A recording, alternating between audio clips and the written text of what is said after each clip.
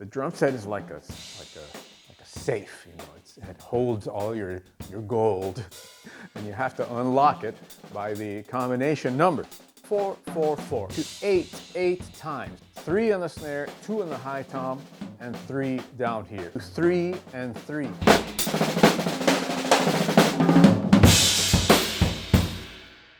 Hi friends, welcome to the next video. In this video, I want to talk about getting around the kit. Now, we're going to use a lot of rebound to do this, and we're going to use some maybe typical exercises that will help you to move around with comfort and efficiency.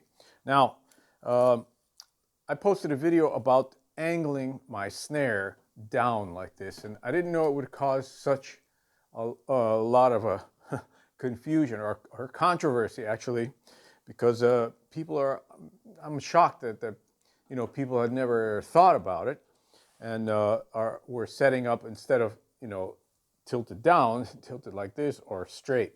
Now, straight is okay, but tilted up like this, like towards you, I don't think that's very healthy or efficient. So a lot of guys still do it, some great players. So you have to decide for yourself, ultimately what you want to do. And it's a personal choice. I just find it better to, point the snare away like that. Now, there's not a lot of space. Some guys say, well, how do you deal with so much space between your high tom and your snare? There's no space. There's not a lot of, I don't have to go a lot like this or anything like that. My kit is very, very compact. I have everything very close together, and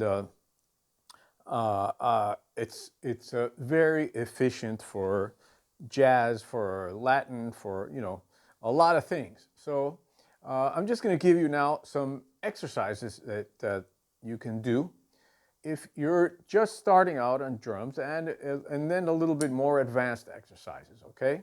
So one of the first exercises you should do, all right, is just getting onto the toms. I've had some questions about, how come I can't do the rebound on the toms? Well, my thought is, how much time do you spend on the toms? Probably not as much as you do here, right? So you just got to get on the toms and start practicing stuff. And this is what I suggest. Just 4 and 4, 4, 4, 4. Just like this, okay? 1, 2, 3, 4.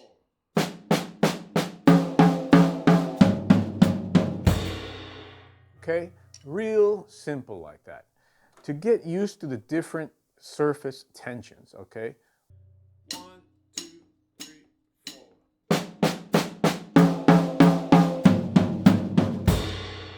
Okay, now that may seem very basic to some of us, but for those just starting out, it could be tricky. All right, now the next thing is just go to 8 times, okay?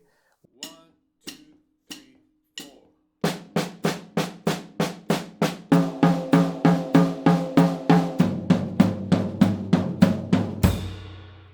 Okay, now you're getting more time on the toms, all right? Very important.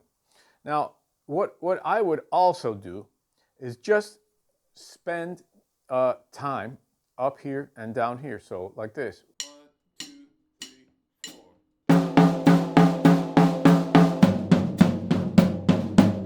4. Okay, just get used to that surface tension change. Now, what I would also suggest doing is going from the hi-hat to the snare to the high tom, ride to low tom. All right, that's a lot of surface changes. So like this. 1, 2, 3, 4.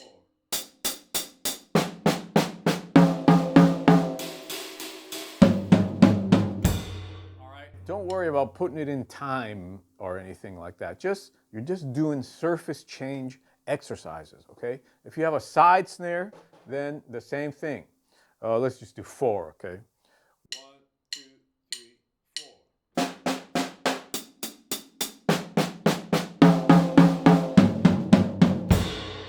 All right. Now, The next set of exercises is probably something we all know. It's odd and even groupings, okay? So wherever you start, you're going to do an odd number of notes. Every middle drum has an even number of notes, and every ending drum has odd. So what I mean, odd numbers, 3 is an odd number, 5, 7, 2 is an even number, 4 is an even number, etc. So just to start, okay, you're going to do 3 on the snare, 2 on the high tom, and 3 down here. And then when you go back, your hands are going to be in the correct position to go back. So just watch. Starting with your left hand, okay?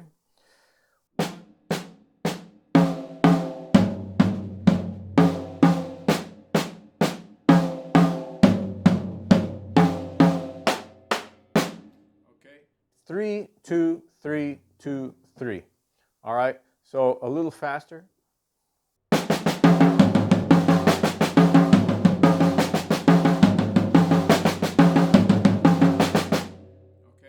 You see how nicely your hands get set up to move around like that?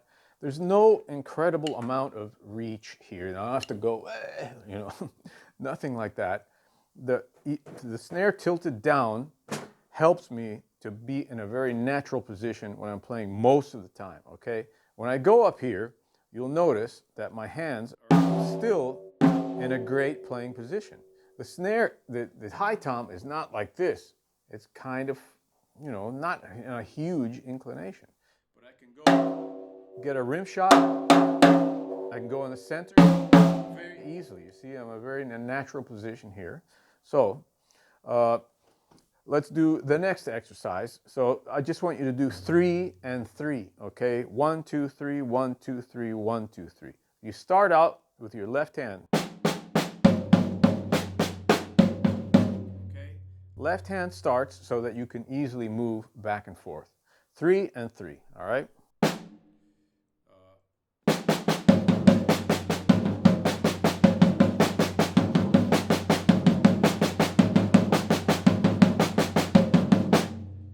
That's going to help you get from here to there. Now, here to here, you can do 3 also, but you can also do 2, all right?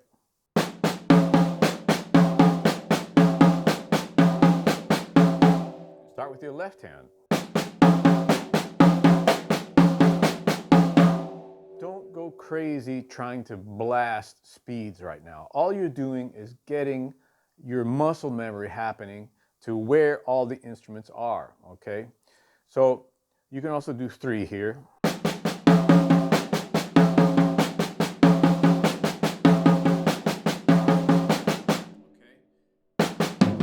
If you do 2 here, it doesn't work. You have to cross over like that, so that's no good.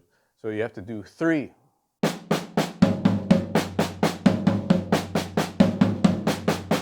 Okay. So there are, like, all these, I look at them like secret combination numbers. You know, the drum set is like a safe, you know, it holds all your gold, and you have to unlock it by the combination numbers, right? That's pretty funny, I think.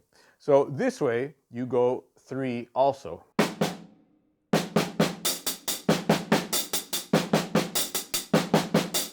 It's good to go to the hi-hat because, again, you have a surface change, okay? The amount of bounce is different. And you have a side snare, you go 3 here as well. But here, you have to start with your right hand if you want to go this way, okay? So.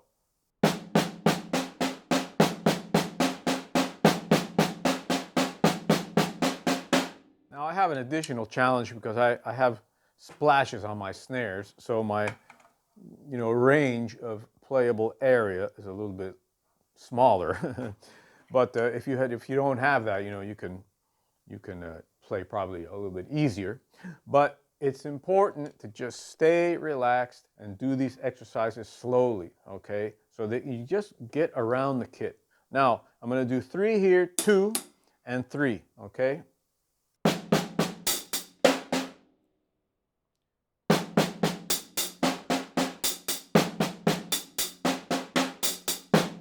So if you want to go this way, you have to start with your right hand. If you want to go that way, start with your left hand, okay? So, like this.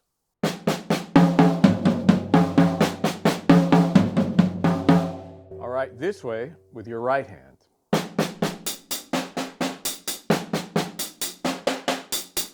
Okay, and if you want to go from side snare to side snare, if you have one, it's just 3 and 3.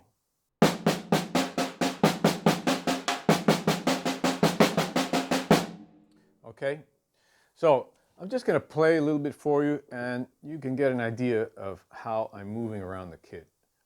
Just a little example, okay? 1, 2, 3.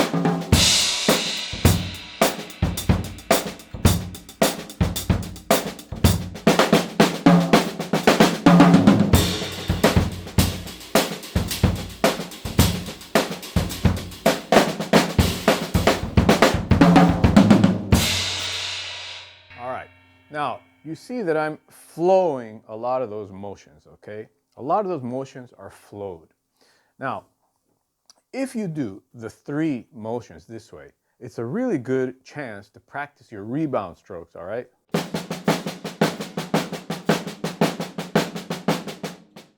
I had a question about doing a rebound on a floor tom if it's super floppy, okay? Now, watch.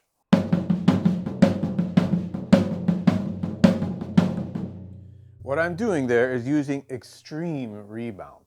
But when you play, obviously faster, you incorporate a little bit of finger technique, a little bit of wrist, just to get everything in control. So the rebound stroke is like the base, right? The base. And the rest you stack on top. All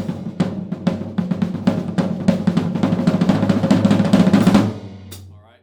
So that's what that looks like. Now, if I'm going to go around the kit, okay, using rebound, it just looks like this.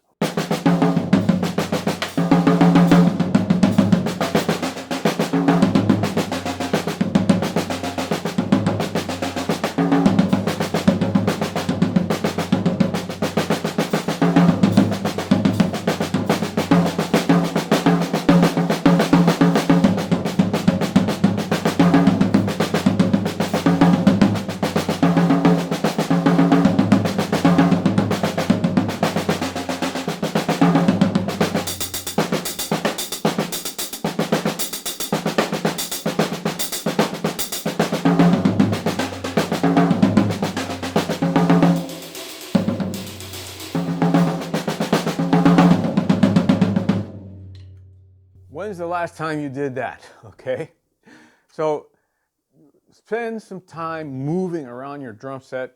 Try to get your setup to be very ergonomically, easy to play, and your vocabulary will change. Okay, if you have a big drums, if you have your things a lot really separated, then your vocabulary has to adjust to that setup. If you're doing really heavy hitting rock gigs, then probably most of your vocabulary that's subtle, your subtle vocabulary is going to go out the window, okay? Because you don't need it. You need to play hard and groove that kind of music. But if you're playing jazz, if you're playing Latin, if you're playing African music, Brazilian music, things that require a lot of subtlety, then your setup should reflect that, okay? Now, as far as the inclination of the toms, the floor tom I have kind of flat, but sometimes I do point it downwards. And this one is, not super tilted like this. The snare drum is down. This side snare is down, okay? Now, I'm just going to give you one more tip. So when I do fast runs, okay, this is a little secret here. When you see me doing a fast run, you might notice this. I first set up the fast run by finding the subdivision or rate that I want to go to, okay? And then I move around the kit, okay? What do I mean by that? So basically this, okay? I'm just going to do a real simplified example, okay? 1, 2, 3, 4.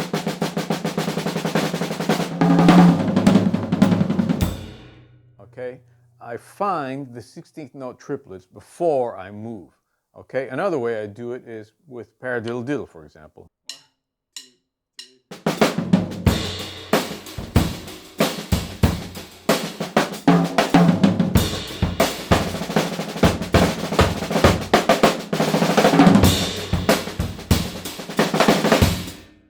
Okay, that type of thing. I try to lead into it with something that feels very flowing, and then I'll do the move, okay? Now it can be that long, it can be short also.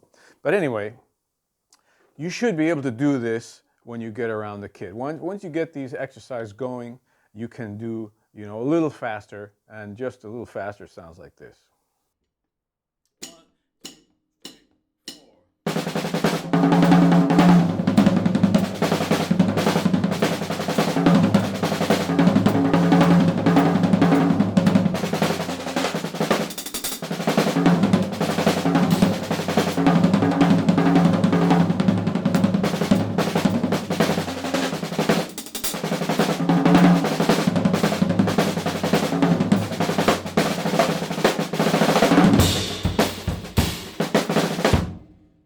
So then when you do your flurries, you know where everything is, and you don't have to, you know, go crazy trying to find the drums, all right? Now, those are for things involving single stroke rolls. Of course, there are many ways to get around the kit. You know, one of my favorite things is to do this phrase.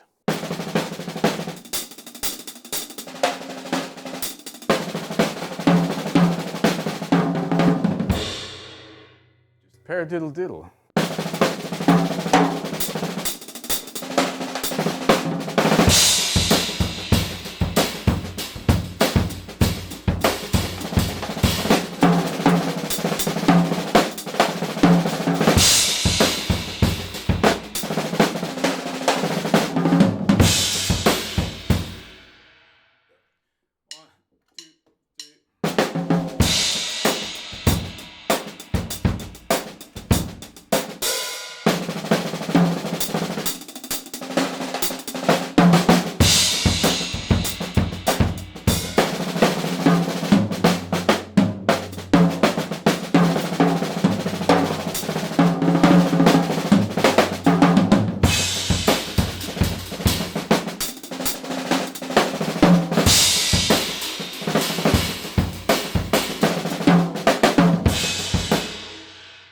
Anyway, so that gives you an idea of how you can use rudiments to get around. Now, one of the main things to remember is create muscle memory of your positions, get used to the different surface tension changes, and you'll be fine, okay? The drums should be set up ergonomically and not with great distances. Of course, you know, if you have a 5-piece kit, you're going to have different types of moves. It's a 4-piece kit. It makes different moves and additional snare. You have to figure out the combination lock for all your phrases. Okay? All right, folks. Remember, I'm doing hand consultations. The lesson site is waiting for you. We've got Malta Drummers Intensive Day coming up, and we've got the Elite program. So I hope to see you in one of those situations, and thanks for watching.